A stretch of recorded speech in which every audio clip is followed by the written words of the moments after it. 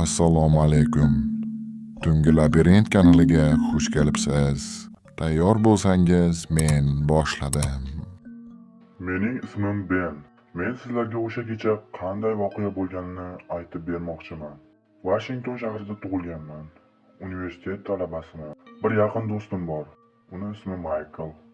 Bir kuni do'stim qo'ng'iroq qilib qoldi. Alo. Ben, qayerdasan? Yaxshimisan do'stim? Men uydaman. Yarim soatdan keyin universitetimiz oldidagi bog'ga kela olasanmi? Nimadir bo'ldimi? Yo'q, shunchaki senda ishim bor edi. Mayli, unda yarim soatdan keyin ko'rishamiz. Xullas, men ozgina o'zimga qarab, keyin mashinamni o't oldirdim.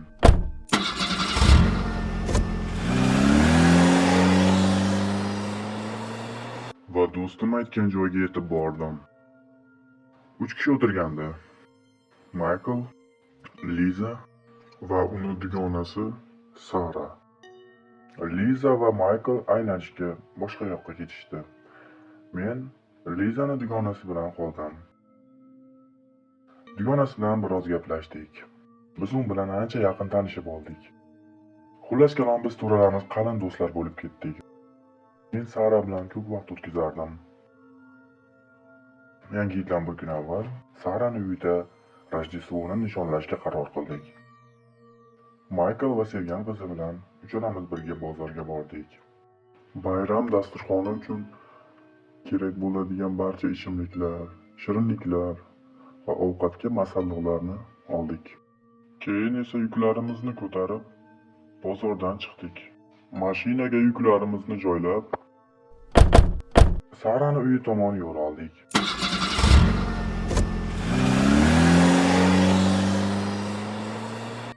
Uyga ham yetib keldik. Eshikni Sara ochdi va ichkariga taklif qildi. Biz ichkariga kirdik. Sara bilan salomlashib, bozordan olgan mahsulotlarimizni stolga joylay boshladik. Uyni bayramga moslab chiroyli qilib bezatdik. Michael bilan sharlarni yorib, xullas kalom juda qiziq bo'ldi. Qizlar esa ovqat uchun masalliqlarni tayyorlay boshlashdi. Bir soatga qolmasdan barcha narsani ertangi yangi yil uchun tayyorlab qo'ydik. Keyin esa aynalishga ko'chaga chiqamizmi deb Michael hammaga savol berdi. Menga yoqdi. Qizlar ham xursand bo'ldi. Qani ketdik bo'lmasam deya issiq kiyimlarimizni kiyib olib tashqariga chiqib ketdik. Sarani uyidan unchalik uzoqda bo'lmagan bir bog'ga yetib bordik. U yerda to'ralarimiz rosa maza qilib bir-birimizga qor otib, qorda dumalab xuddi yosh bolalardek o'ynadik. Kunimiz juda ham quvonchli o'tdi. Keyin hammamiz bir-birimiz bilan xayrlashib, o'z uyimizga ketdik. Men ham uyimga keldim. Kelganimda uyda chiroq yo'q ekan. Hayron bo'ldim. Ko'chaga qarasam hammani uyda bor, lekin mening uyimda yo'q edi. Ah, Ben, qanday peshonang sho'ra. Hammada chiroq bor, senda yo'q deya o'zimga o'zim gapirib qo'ydim. Hisoblagich yoniga borsam, u tashlab yuborgan ekan. Mana shuni ko'tarib qo'ydim va televizor ko'rib, kechki ovqatni yeya boshladim. Qornim to'ydi. Keyin uyqum kelib, joyimga borib uxlab qoldim. Tanam uxlab bo'lgan edi, lekin miyam hali o'chmagandi. Shuni hisobiga hamma narsani eshitardim, sezardim, lekin qo'l oyog'imni qimirlata olmasdim. Hatto ko'zlarimni ham ocha olmadim. Shu payt yonimga nimadir kelganday bo'ldi va ustimga chiqdi. Men juda ham qo'rqib ketdim. Qo'l oyoqlarim qaltirab ketdi.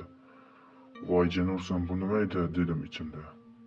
Gapiraman deb yordamga kimnidir chaqiraman desam hatto gapira olmadim. Tilim ham qimirlamasdi. Qo'l oyoqlarim esa muzlab ketdi.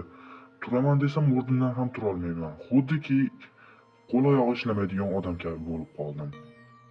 Ustimga chiqqan narsadan esa juda sovuq havo kelardi.